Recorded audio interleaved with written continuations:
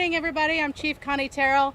I am the Public Information Officer for the Spirit of Norfolk Fire Response. Thank you for joining us here today. We have with us Captain David Dees with the Naval Station Norfolk. He's the commanding officer. Captain Jennifer Stockwell, she's the Deputy Commander, Coast Guard Sector Virginia. Chip Filer with Norfolk City Manager, and Mr. Scott Smith, the Vice President of Marine Operations with the Hornblower Group. Today, we're going to have first Captain Stockwell give a brief statement, followed by Mr. Smith, and then Dr. Filer. After that, we will have a brief question and answer segment. Going to do about 10 minutes with that. Please, I ask you to limit your questions to one question, one follow-up, to ensure everybody has an opportunity to ask a question. If at the end there's still time, we can certainly take those questions as there is time. Thank you. All right, good morning, everyone. I'm Captain Jennifer Stockwell. I'm the Deputy Commander at Coast Guard Sector Virginia. So I just want to provide a quick update on kind of where we stand right now. So as you can see behind me, the Spirit of Norfolk is, we're working on currently stabilizing the vessel. We are actively dewatering the vessel into the tank barge that you see. That barge, contaminated water, will then be appropriately discharged into a proper reception facility. But through this dewatering, we're also working on a fire overhaul and vessel assessment. So we cannot confirm that the fire is out yet because we have not completed the assessment of the entire vessel. So we're working on that. That is one of our main goals today. With that, so in addition to the assessment of the vessel, we're also trying to figure out how to safely tow this vessel from the Navy Pier to the next reception facility, where we'll be taking it for kind of a final decision on what ends up with the vessel. So here again today, but we're dewatering to stabilize. Our main priority is to stabilize, to ensure we can safely get people on and off that vessel, to then assess and confirm the fire is out, and then work to develop a plan to safely tow it. We've been amazed at the response by our port partners in this region to support kind of the efforts ongoing. It's not just the folks you see behind me today that have responded, but it's also all of our regional partners, Norfolk, Chesapeake, Hampton. They were also instrumental in fighting the fire, as well as the Victory Rover, who, again, I think we need to highlight the fact there were no lives lost. So we are very fortunate. We're standing here today only dealing with a vessel fire and not dealing with any lives lost. So with that, I'll pass it over to Mr. Scott. Thank you, Captain. Good morning. My name is Scott Smith. I'm the Senior Vice President of Hornblower Group. First of all, on behalf of Hornblower Group and the Spirit of Norfolk, we'd like to thank our crew, Naval Base Norfolk, the Coast Guard, local fire departments, and the passenger vessel Victory Rover for helping assist us evacuate the vessel last Tuesday afternoon, where we got all passengers off safely. Safety is our first priority when it comes to our crew and our passengers. We've been operating in Norfolk since 1978, and we will continue to do so safely and to meet the needs of our customers. Thank you. Good morning, everybody. Thank you. I'm Chip Filer, the City Manager in the City of Norfolk. I just wanted to stop by on behalf of the Mayor and the City Council to really just extend our appreciation and acknowledge some of the folks that were instrumental here. So if you don't mind, I'm going to read off a list because it is a long list of folks that really all pitched in to help on this. First of all, we definitely want to thank Captain Dees, the port, all the Navy personnel. The Navy personnel were amazing in responding to this incident and in responding so quickly. Thank you to the United States Coast Guard for their quick response on that day as well. I have with me today Chief Tabacco. Obviously, I want to thank our men and women in Norfolk Fire Rescue, as well as Hampton and Chesapeake, for the folks that they sent. I also have with me Jim Reddick, who's my Director of Emergency Preparedness and Response. You know, we prepare often and game plan for these types of events. You never quite know if they're ever going to happen, but when they do, we're really happy that we have prepared and the preparation paid off. I want to thank Moran Towing and the folks in the tug crews and all those folks that assisted that day. Their efforts to tamp down the fire pretty early on, I think, paid tremendous dividends. I think as many have mentioned and all have mentioned, I think over the last couple days in the media and in news reports, we really owe the Victory Rover, the owners Tom Van Benscoten and Brooke Smith, and that crew on the Victory Rover that day, just absolute massive amounts of thanks. I don't think there's any question that they saved lives that day. Finally, I think it goes without saying, we also want to recognize the efforts of the crew with Hornblower and on the Spirit of Norfolk. Everyone we've talked with at the city level and all the folks I think some of you have interviewed in the media have said how calm and collected and cool all the crew was that day in dealing with this situation. How the orderly the passengers were and so on. And really the small children and folks on there deserve a thank you as well for remaining so calm and collected and really being so brave and handling what could have been an extremely terrifying situation.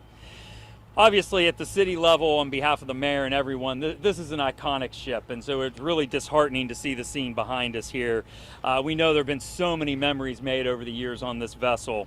While today is a somber day, we look forward to working with Hornblower and the folks and their ownership to bring back cruises in our beautiful harbor as quickly as possible. I'm going to thank you all for your attention and thank everybody again behind me for everything they did in making sure that day wasn't more tragic than what we have here. Thank you. So now we'll open it for questions.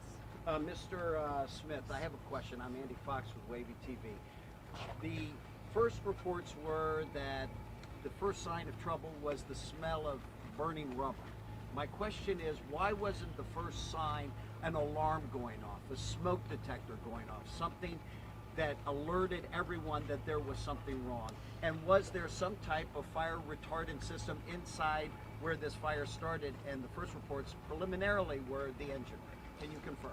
So I can say that we followed protocol that is established by us as well as the Coast Guard. There's an ongoing investigation with the National Transportation Safety Board and the Coast Guard that we are cooperating fully. But was there some type of smoke detector in there? Was it to code? Our vessels are all to code and inspected by the U.S. Coast Guard on an annual basis to ensure that we are. Can you explain why there wasn't some type of a smoke detector sign to let us know that something was wrong? Our vessels are up to Coast Guard regulations. We keep them such, and we will continue to do so. Well, let him finish. I'm finished. We'll continue to do so. We meet all Coast Guard regulations on our vessels. But you really didn't answer my question about why wasn't there some type of a smoke detector, some type of an alarm? Our crew followed procedures and evacuated everybody safely, no loss of life, and I want to thank them for that but training and professionalism of our crew. Thank you. Next question. I have a question.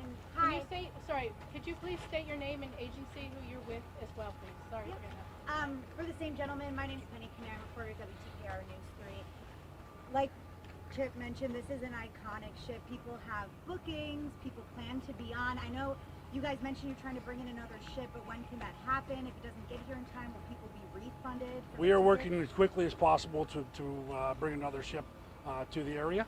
We've already identified one. We'll work with the Coast Guard to do what we call a new-to-zone inspection, and we will try to minimize any impact to our guests from that perspective. While you wait for it to get here, can people expect a ticket refund?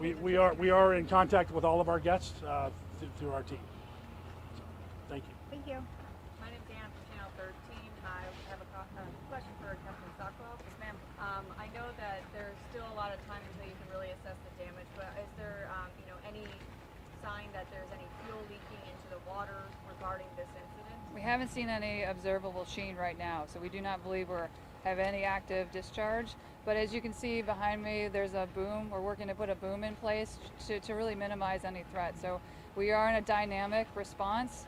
We're dewatering and we are assessing. So it is a potential, but again, we're planning for that capability. So thank you. And I'm not sure if you can answer this or if anybody else can, but we were hearing from Captain Sickles saying that the fire may have originated in the engine room. Is that still an accurate description that we're hearing today? So all indications are yes, but again, there is a joint Coast Guard and TSB investigation ongoing. Captain, since we have some time, Captain, can you explain Excuse me, why Andy. it took so long Andy, to put the fire out? Excuse me, Andy, you've already asked some Anyone other else? questions. Well, Can we please let her have answer some that one. other? Why did it take so long to put the fire out? Over, 24 hours. It was. So vessel fires are exceptionally challenging. So what we have to balance is the fire versus the stability of the vessel. That's just the challenge of any maritime response and any maritime fire, is that we can only put so much water on until we lose stability and the vessel capsizes and sinks. We were working, and that was one of the highest priority was keeping our responders safe. Below that was maintaining the stability of that vessel. We made very conscious decisions on how much water we were going to add to the inside of that vessel and to maintain the stability. Where we were working to keep it afloat. So I think we're actually at a decent spot today where the vessel is floating. We're actively dewatering, and yes, it took a while to put the fire out, but all in all, no one was injured, and we're not dealing with a more complex salvage than we are right now. On that note, there's 5,300 pounds or gallons of diesel. Is that making its way into the water? How are you making sure the environmental impacts of this aren't too bad? So that we've also looked at the environmental side. We've always concurrently looked at safety, salvage, and environment. We've been monitoring the situation. There are people here dedicated to the environment. We have a team dedicated to ensure the safety of the environment. We haven't seen an active discharge, but again, we are planning for it. We're also trying to figure out if that fuel's still on board or if it was consumed in the fire. So that will be assessed as we move into this next stage of seeing what's left on board the vessel. So we don't know if the diesel's contained as of now. It's on board. Okay. Well, we haven't seen an active release or an active sheen into the water. Thanks. Captain Stockwell, Captain Stone with the Virginia pilot. Can you tell me how close the ship got to sinking, or how much it was submerged at any point? There were reports that it was like there was a risk of sinking. It's been a very challenging response. Yes, we've been at times very worried about the stability, and at times we were over the rub rail on parts of the vessel. So it's been exceptionally challenging to try to manage the stability, the safety of our responders, and where we stand today. To clarify, the rub rail meaning like the rubber on the side. So the white versus the black on the paint, well, it's hard to see right now, it's a little burnt, but especially on the stern, you see where actually the deck comes up. Part of that portion had some water coming on board. And also, can you establish the timeline of how long kids were on the ship while the fire was active before they were disembarked? I don't have the specifics for the exact response time, but I do know that within a very short amount of time we had passengers off. So I don't know how long the children were on board. Jason, Channel 13, any idea when moving this might actually be a reality, or is it too hard to say? It's way too early to say. We're optimistic. We're planning for it. But right now, again, we don't know what the condition is below decks. And that's where we're going to have to that's where our biggest challenge lies. That's the engine room. And that's where points of water ingress would be, and any other damage we need to address before we safely move her. And this may be for Mr. Smith. Have you guys determined, it maybe might go without saying, but is there anything salvageable? Is salvaging still like on the... We'll take a look at that as we progress through this event, but more than likely the vessel will be a loss. So, and follow up to that, a loss, and how do you deal with insurance for that? Is that something that's covered by insurance? We're dealing and with does our... that lead to hopefully another vessel coming down here? So we're dealing with our insurance carriers as we speak. It's something we'll do internally, and we are actively looking for another vessel to come down here as soon as we can. And you are considering this a loss? Well, it looks that way. We have time for one more question, if anybody has one last question. How tough is it for you to look at that? I mean, this was 19... So this vessel's been in service since 1992. Yeah. Spirit of Norfolk since 1978. Anytime that we lose a vessel, first priority is obviously safety of our crew and our passengers. But anytime we lose a vessel, obviously that's tough on our crew. It's tough on obviously the local folks. It's got a lot of history here, a lot of wonderful history, a lot of wonderful experiences and memories were created on that vessel. So we will endeavor to rebound from this in the local community, bring another vessel so we can continue to make amazing memories here in Norfolk. And what shout out do you want to give to your crew? For me, they acted exactly the way we trained them, very professionally. They did a wonderful job. All people were safe, and applaud the efforts of our crew. You know, from that perspective, they did a wonderful job. Where were you when you first heard there was Thank a you. situation, and what did That's you all think? the time we have for today. Thank you so much. Sorry they really have to get back. Thank you all for coming.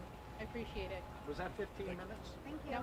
That was 10 minutes after the Fair enough. statement. Thank you. Andy. Thank you. Thank you. Could be unlocked if it's not yellow.